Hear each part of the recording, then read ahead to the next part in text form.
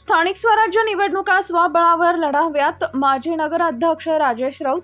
भाजप वरिष्ठ पदाधिकारी निर्णय घेतील, माजी नगराध्यक्ष राजेश राऊत. आज दिनांक 16 ऑक्टोबर रोजी दुपारी 2 वाजता मिळालेल्या माहितीनुसार स्थानिक स्वराज्य निवडणुका काही दिवसांवर येऊन ठेपल्या असून शिवसेनेच्या शिष्टमंडळानं राष्ट्रवादी आणि भाजपच्या जिल्हा अध्यक्षांची भेट घेऊन युवतींसंदर्भात पत्र दिलं आहे. स्थानिक स्वराज्य निवडणुका स्वबळावर लढाव्यात अशी भूमिका माजी नगराध्यक्ष तथा भाजपचे नेते राजेश राऊत यांनी व्यक्त केलाय. भाजपचे वरिष्ठ पदाधिकारी निर्णय घेतील, माजी नगराध्यक्ष तथा भाजपचे नेते राजेश राऊत यांनी स्पष्ट केलाय. शिवसेनेचे शिष्टमंडळ विष्णू पाचपुले असेल किंवा इतर जे पदाधिकारी असेल यांनी देखील भाजपचे जिल्हाध्यक्ष आमदार नारायण कोचे यांची भेट घेतलेली आहे. तसंच भाजपचे महानगराध्यक्ष भास्करआबा दानवे यांची देखील भेट घेतली आणि राष्ट्रवादीची भेट घेतलेली आहे. तर युती संदर्भात आपलं काय वाटतं?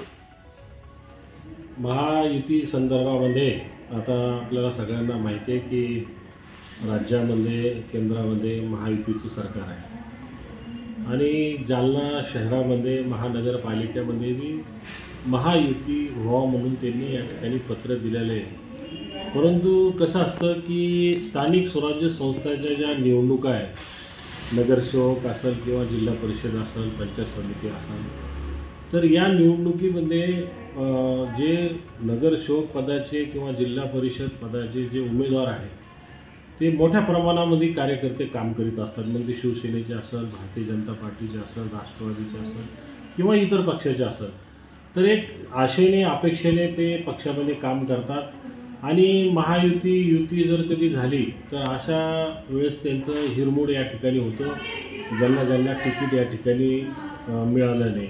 आणि आपल्याला माहिती आहे की महायुतीमध्ये आज मोठ्या प्रमाणात कार्यकर्ते आणि नेते या ठिकाणी आलेले आहेत. त्याच्यामुळं मोठ्या प्रमाणात या ठिकाणी तिकीट मागण्याची संख्या वाढलेली. मला असं वाटतं की जर कधी स्वयंबळावर जरी या ठिकाणी ते पक्ष निवडणूक लढले तर निवडणुकीनंतर या ठिकाणी महायुती व्हावं, कारण राज्यात महायुती आहे. परंतु या सर्व गोष्टीचा विचार आमची जी श्रेष्ठी आहे या ठिकाणी जिल्हा अध्यक्ष असेल, आमचे नेते दानवे साहेब असेल किंवा शिवसेनेचे नेते असेल, तर ते हे निर्णय घेतील.